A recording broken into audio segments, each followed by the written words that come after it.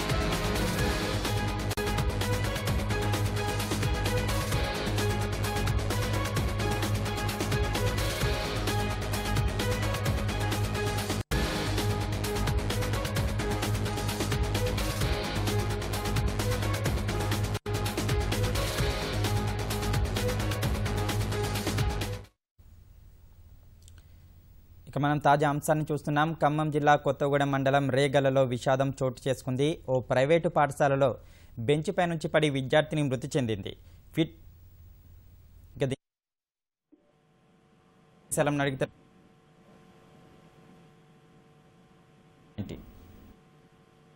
కొత్తగూడెం మండలం రేగల్లలోని ఒక ప్రైవేటు పాఠశాలలో నిన్న మధ్యాహ్నం సమయంలో విద్యార్థిని బెంచ్ మీద నుంచి పడినట్టు తెలుస్తోంది. అయితే ఆ అమ్మాయికి ఫిట్స్ వచ్చిందని, అందువల్లే ఆమె కింద పడిందని కళాశాల యాజమాన్యం చెప్తుంది. ఆ సమయం తర్వాత ఫిట్స్ వచ్చిందని చెప్పేసి వాళ్ళు కొత్తగూడెం ఆసుపత్రికి తరలించారు.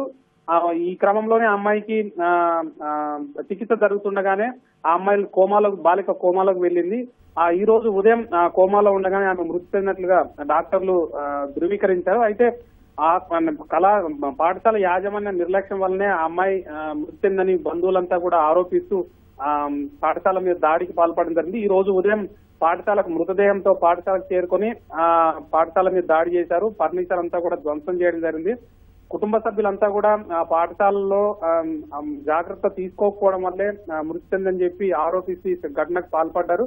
అయితే పాఠశాల యాజమాన్యం మాత్రం తమ తప్పేం లేదని, ఆ అమ్మాయికి ఫిట్స్ రావడం వల్లే కింద పడిందని కూడా చెప్తున్నారు.